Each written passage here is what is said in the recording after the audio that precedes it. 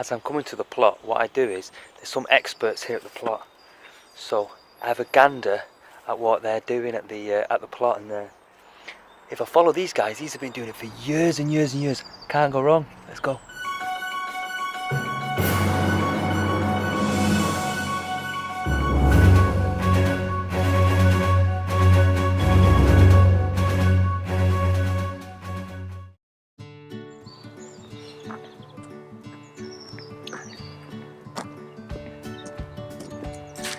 Hello and welcome to this episode of JayManGrow Allotment Diaries. Hopefully you've watched a couple of episodes and you have an idea about what I'm about. On this channel what I try to do is talk about some hints, tips, what I'm doing at the allotment, so you'll have a good idea. If you're obviously growing something, you've got an allotment, you'll see where I'm up to. If you haven't subscribed, give it a subscribe. Hopefully I'll keep it fun, exciting, I'll keep it practical and as honest as I possibly can, so I will come up with the good things and the bad things. Now this week I'm going to talk a little bit about crop rotation. If it's of no interest to you, then absolutely fine, but effectively I'm going to talk about how to get a little bit more from your soil with no extra work. Let's get on with it. There's actually a few other people around. I have seen some human beings on the plot. There was somebody just on that one over there, and there was somebody in that one over there. I said I'm going to try and do weekly videos, apart from I'm planning on going skiing in a couple of weeks. Woohoo! So I may not be here for that week or the week after. So if you do miss me, give us a shout. I will give you an update as soon as possible. If anybody's been skiing in Bulgaria and you've got any hints or tips, do put them in the comments below. Hopefully I'm going to go and I'm not going to break any legs, any bones, and I'll be back to your screens in no time. I do plan on being here next week, but I think the week after might be a bit of a struggle. So anyway, let's get back to doing some work. Crop rotation, what is it? How do you do it? And how it's no extra work to you at all.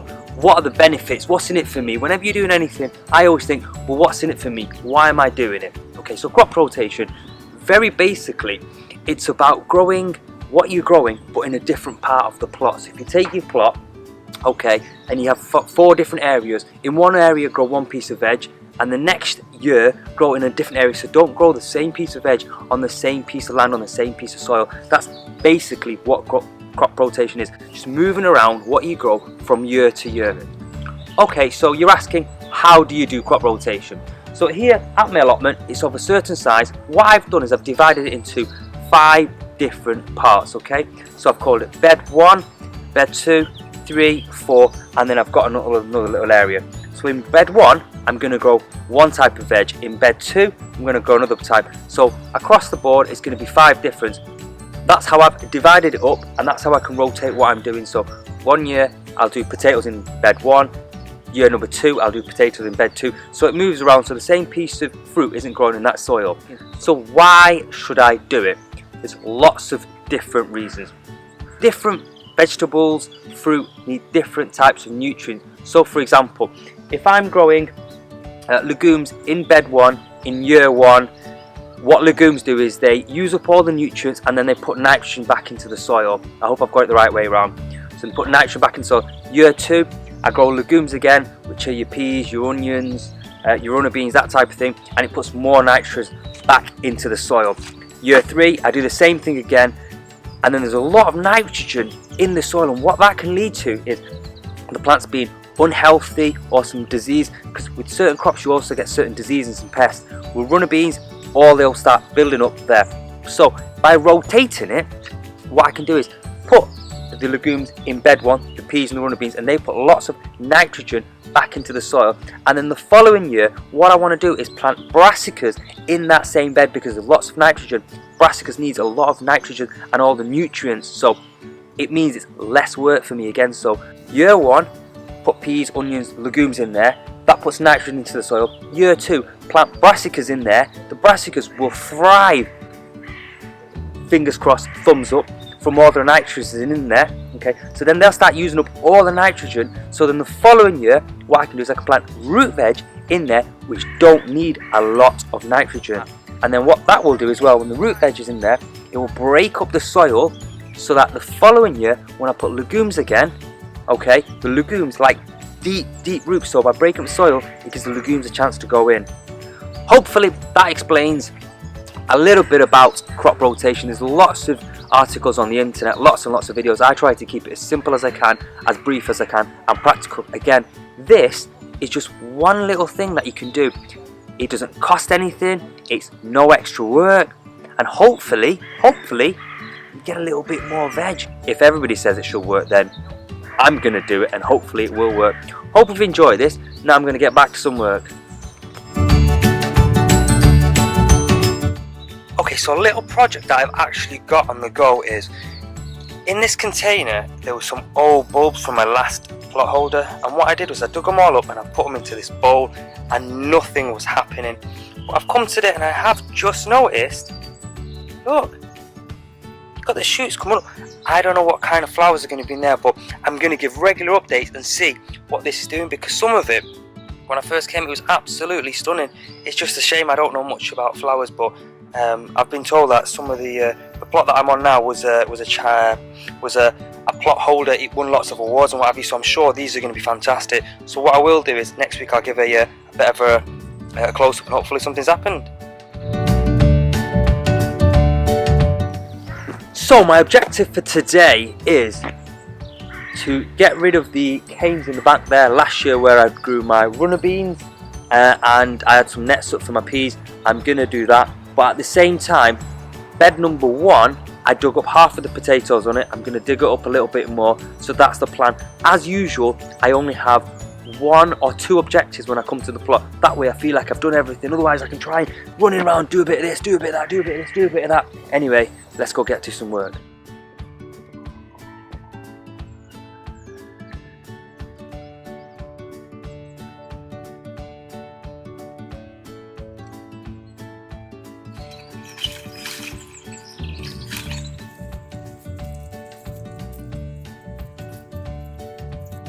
Yeah, what I've realised is, when I did do the canes, you see the green, can you see the green garden wire there? What I did do is I must have put the green garden wire on really well, and it's really tight, so let's carry on getting this off.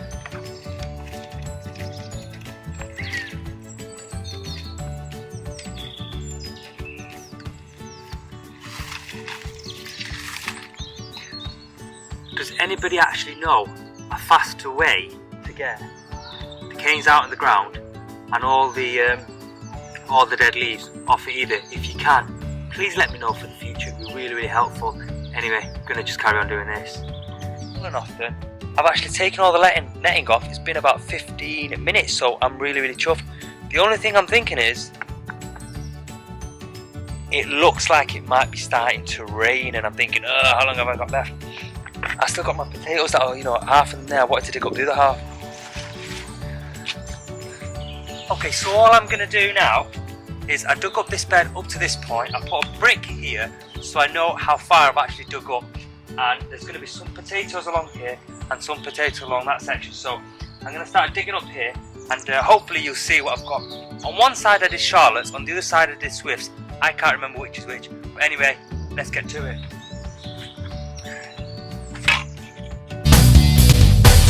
I'm also weeding at the same time as taking out potatoes. 2 in 1.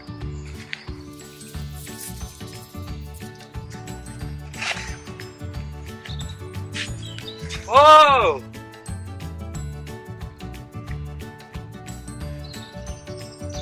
Got a nice potato, that's a decent size. Woo! Got another one!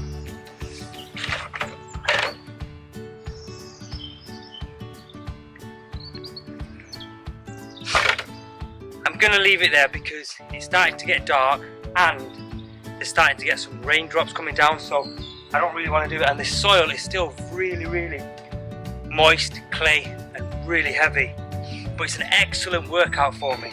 However, I'm chuffed to say I've got a handful of potatoes.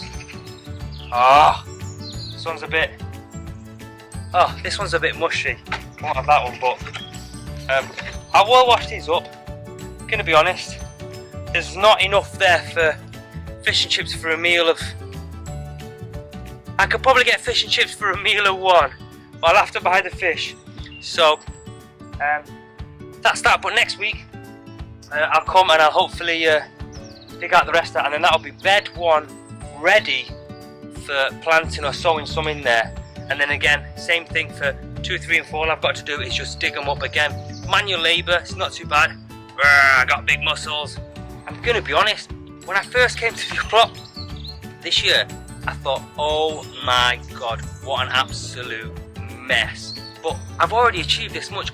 All I've got to do is start my sowing, okay, and then boom, it's ready. Tidy up, clean up. That's what the whole of January, February is about. I'm really happy with what I've done, so happy days. Okay, so thank you for watching this episode of JayManGrow Allotment Diaries. If you found it useful, give us a thumbs up. I do enjoy reading all your comments, and I am replying to all of your comments so far. Hopefully you've learned something. If you haven't, at least you've had a laugh and you've had a bit of fun watching me fumble around the allotment. So I will see you next week. Take care. Bye bye. Now tell me the truth. Are you actually thinking about subscribing now? If you are, just do it. If you're not thinking about it, hey, it's absolutely fine. You have a great day, okay? Take care.